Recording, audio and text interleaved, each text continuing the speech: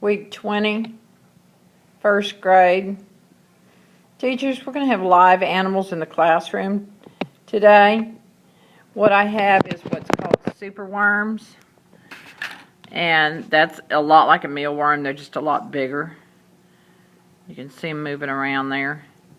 We're going to have earthworms, and then we're going to have goldfish.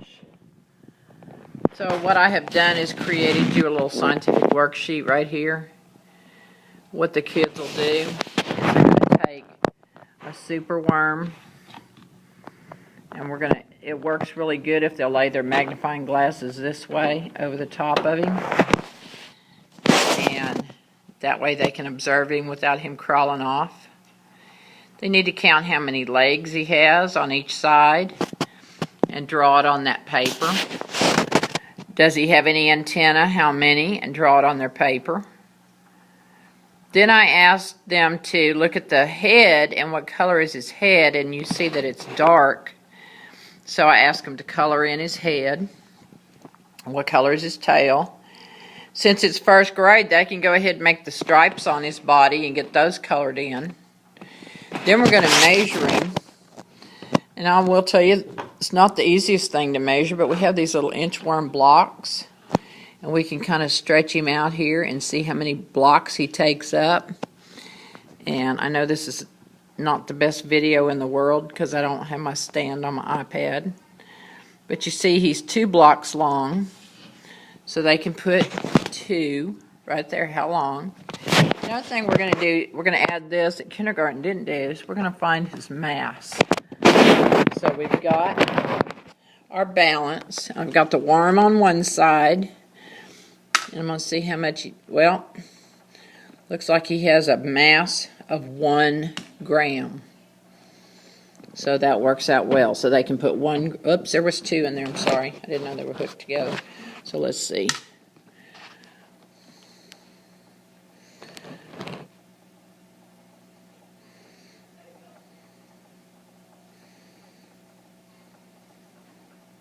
Looks like he's going to have a mass of 1 gram, so that works out well.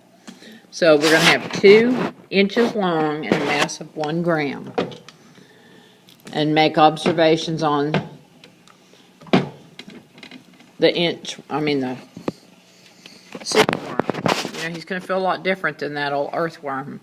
He's kind of dry and hard, whereas the earthworm's not. So I want them to use those descriptive words. So we're going to put him back. We're going to get the good old earthworm. Please remind the kids that we're going to take care of these animals. We're not here to mistreat them, even though it's just a little old lowly worm. They've heard their dad say if you pinch a worm in half, you get 2 of them. Actually, you don't. You get 2 halves of a worm that's going to die. So I'm going to lay my iPad down just for a minute and get that dirt off of him, because I don't want him having that dirt on him. Sorry about the video. But I'm going to stretch him back out. And now I can kind of use my ruler and I can manipulate it down to kind of get his measurements. You know, he's real cooperative here. He's kind of squinching up, but at least he was 6 inches long. So he's laying on that ruler, or he can be stretched out, to see what that measurement is. So I'm going to go ahead and record my 6 inches there on my earthworm paper. And now I'm going to find out what his mass is. I'm going to put him over here on this side. Thank goodness he takes up more than the... I'm going to finally get my iPad stabilized here. Not 1. Oh, good. He's going to have a mass of more than the other one. Looks like I need 1 more. Well, actually, that was 2 hooked together. And it's still not going to balance, so I'm going to put 1 more in. This sure gives them some good measurement skills here that they need. They learned this at the beginning of the year, but now we're getting to apply it to real life. So that earthworm has a mass of 5 grams. Record it on the paper. And this is going to be tight for you. I haven't made my adjustments yet. And then we're going to look at that worm. The best way to observe him is hold him up and put that magnifying glass on him. You'll see in the diagram that there is a head of a worm and a tail of a worm, and they can tell by that little light coloring right there, which is actually, he actually does have hearts, and he has a fluid in him called a blood. It's kind of dark brown, but he doesn't have a backbone, and he has reproductive parts. So just to fill you in, that a worm has more parts to him than that, than just what you think. So kind of always keep the worms bunched up in the middle and cool.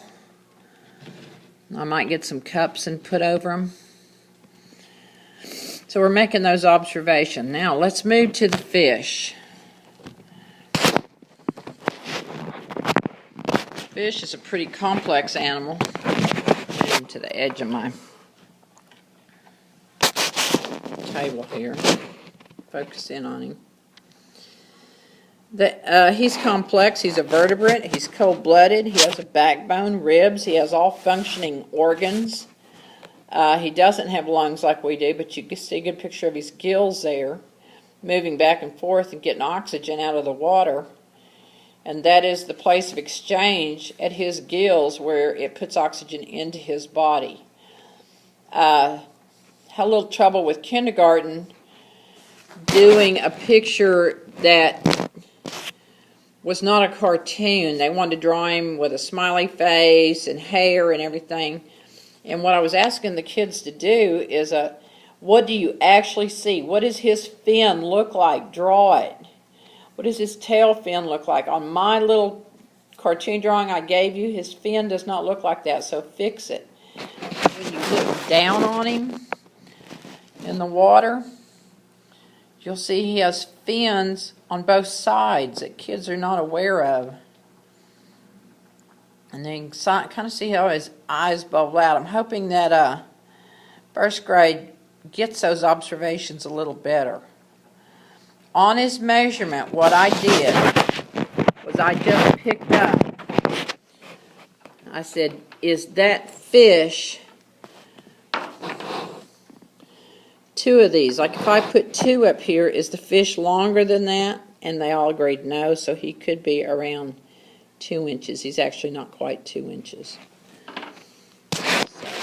That's what my purpose was in getting the kids to make good scientific observations. A little hard in kindergarten. I think first grade can do a little better. Use those magnifying glasses, use those rulers, use those inch counters, and make good observations of those animals.